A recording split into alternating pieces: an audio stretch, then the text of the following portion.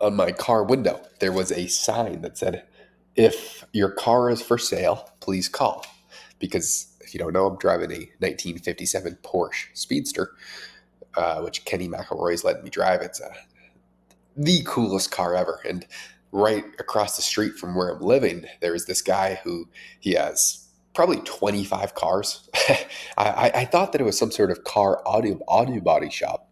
This is actually the craziest story that I'm probably ever going to be able to portray just from a fate circumstance. So I got this note on my door. I didn't know who it was from, but I had the suspicion because right across the street, this guy's a Rolls Royce, a few Porsches, and then in the back, you can tell that there are just lines and lines of cars. But the house doesn't actually look that nice.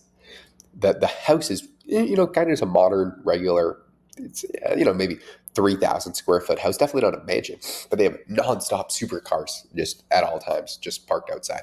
So I didn't really know the deal. And I was assuming that it was this person. Maybe they flip cars. I didn't know the story. I just assumed that that is who left this note on my car because I've been gone for the past few days. Then I was driving, I went to the gym, and my car was dirty because it's parked underneath a tree where my spot is. And it collected a bunch of little fuzz dust from the tree. So I went to the car wash. And since I have a convertible, I have to do it myself. Uh, Even the top that you put on, it still rain will still get in. So you have to be pretty careful when you're washing the car. And I also just want to clean out the inside. But what happened? My car wouldn't start after I cleaned it. I was like, "Oh my god, what the hell am I gonna do? I'm freaking out." I was freaking out. I wait 20 minutes. My car still wouldn't start. This black truck just comes in to one of those self car wash little studio things where you're facing the street, and this car comes up. This guy gets out of the car, and he starts walking towards me, and I get out. I'm a little nervous. I'm like, "Fuck, this guy's gonna try and rob me right now." But I saw that he had a Rolls Royce shirt on. I was like, "Oh, he's probably just a car fan, and he's gonna say what's up and talk about the car." He said, "Hey, my name's Steve. I left a note on your car, and I was looking to buy it. I just wanted to introduce myself and kind of and talk to you a little." And I was thinking, "Oh my God, what are the chances that you drive by me at this car wash, see the car, pull over at the same time that my car is kind of messed up right now?" And then I tell him the whole story.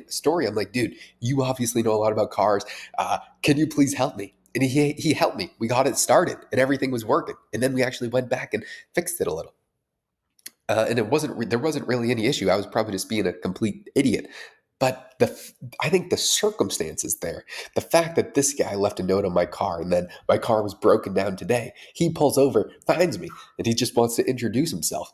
And he's obviously hyper successful because he said he used to have a few Porsche Speedsters in the back, the 1957, but he got rid of them back in the day because he didn't have the space. But he just said he bought a new warehouse which he's storing more of his cars. So obviously he's hyper successful. Lives right across the street from me.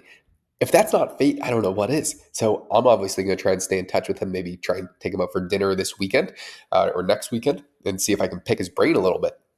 And I would just use the avenue of, "Hey, you were trying to buy the car. It's not my car. I already told him that whole situation, but uh, maybe I'll put in a good word for you, and I'd like to exchange of ideas. I'm trying to grow a business right now. I'd love to know kind of your story," just because I think it's too highly unlikely that something like that happens, where I'm just going to try and pursue it a little bit further. I mean, hey, I already got the dude's phone number, but I just thought that was such a fascinating just situation to happen that involves so much chance. Uh, I don't think there's no real moral to that story, but it happened today, and I got to talk about something.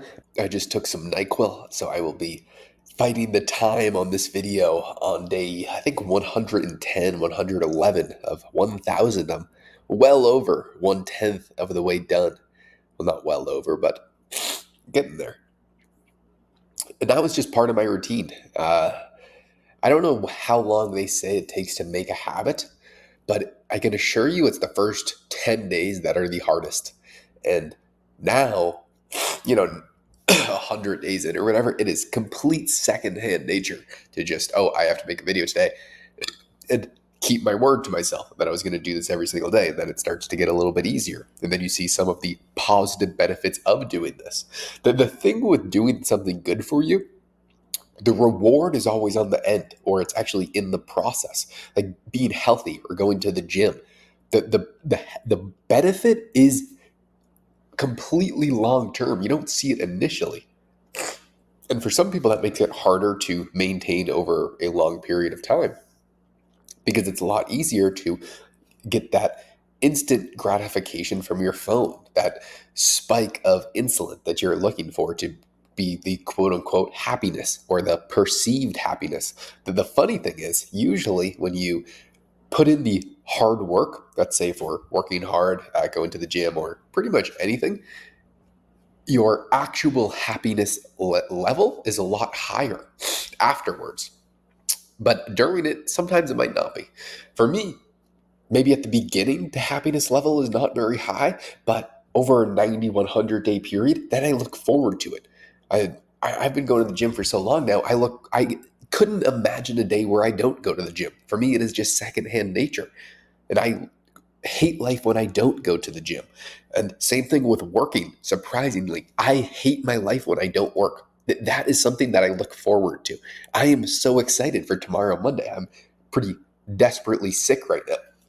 So I am trying to heal up as much as possible until tomorrow when I'm back in the office working. But I'm looking forward to it thoroughly. That is such a weird thing to even say. I got quite a bit of work done today, but I had a flight. I was up at 3 a.m. But it's the process that's really the great part. And my head's all over the place because it's pounding right now. But I don't know. I got to do something because I have to make a video every single day.